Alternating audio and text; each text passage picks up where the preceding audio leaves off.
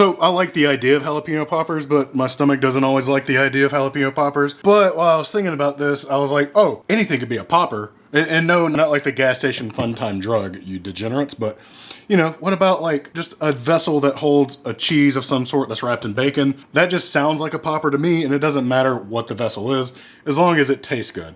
And I was thinking to myself that chicken thighs probably taste pretty good. So let's just go ahead and use that as our vessel. The first thing we're gonna do is get some plastic wrap out onto our work surface because we're gonna have to beat the absolute crap out of this chicken. It's real thick right now. We don't want it to be so thick. And I'm gonna do these one at a time just to kind of get you an idea of what to do. So I've got a chicken thigh. I preferably don't want all these excess little bits because that's just gonna get in the way, but you can use those for other things. Smooth side, I'm gonna put down. And then I'm gonna put some more plastic on top of that. And then I'm gonna grab a heavy object. I would use a meat mallet if I had one, but I don't have one anymore. And I legally can't talk about why I don't have it, but just know I'm gonna have to use this pan. All we're gonna do is take this piece of chicken and make it as thin as possible. As you can see right now, there are peaks and valleys going on, so all you gotta do is... And you only just wanna use the weight of the pan. You don't have to like smack it or anything like that. It's a little too much effort. Plus you're gonna break your cutting board or your table if you do that. And after smacking your meat around, we can reveal a nice, even piece of chicken. Take it out. It should be rather uniform. Should fit the hand nicely. Should be a nice little cold glove of meat. And now that it's flattened, we do want to get it seasoned up. And I'm going to use some steak dust from my company, Carnivore Companion. You can use salt and pepper. Really, you can use anything you want, really.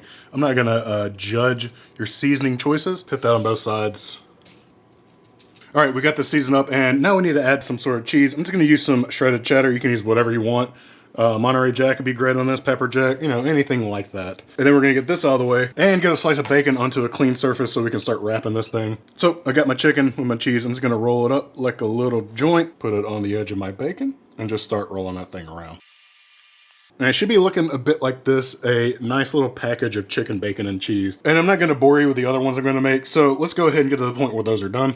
All right, I got a couple more done. They're looking really good, actually. I went ahead and added some toothpicks to these on each end to keep them together. I don't want the integrity to fall apart, kind of like Enron did. But these are good to go. If you want to make these ahead of time, you can just do this, wrap them up, refrigerate them, and then, you know, cook them the next day. But I've got my oven set to 350 degrees Fahrenheit. I'm gonna throw these in for roughly 30 minutes, and I let them sit under the broiler for about 2 minutes after that, just get a little extra color on the bacon.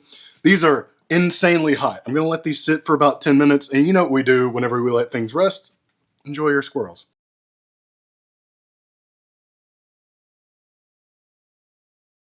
All right, after 10 minutes, these are looking so good, like little packages of cheese bacon goodness. I'm gonna cut one of these open as well, get a cross section. I will say that some of the cheese oozed out, but there's still some cheese in it. It's unbelievably juicy. Like, do you see how juicy that is? Oh, yeah. Let's not wait any longer. Let's give these a taste. I need a napkin. Holy crap, that's good. And like I said, if you want something like the next day, this is a great thing. Just go ahead and make. You can make like 10 of these, have these ready for your family. The cheese does ooze out a bit. I might recommend using a block of cheese and cutting some nice rectangles and putting it in the middle and then wrapping it, but it's just not as much as I was hoping for. Either way, it's still got a cheesy flavor. There's a good amount of cheese in it still. And the flavor is just fantastic. Like, this obviously just works. You probably had bacon, chicken, and cheese before, but it just feels very rare that I kind of see it in this type of setting. And if you want to dip this in something, I think if you mix some ranch seasoning or black pepper and garlic and do some sour cream and dip it in it, just do that. I don't even know why I didn't do that. Oh, hey, how's it going? Oh, what am I doing? I'm just trying to serve up some good flavors. Go to CarnivoreCompanion.com and check out our full line of seasonings. 5 unique flavors with no BS whatsoever inside of them. You can pick up the label and know exactly what you're about to eat. You can also use the code CarnivorousChef to save yourself 15% off your order. So why don't you go ahead and hop over there, put some good clean flavor in your life.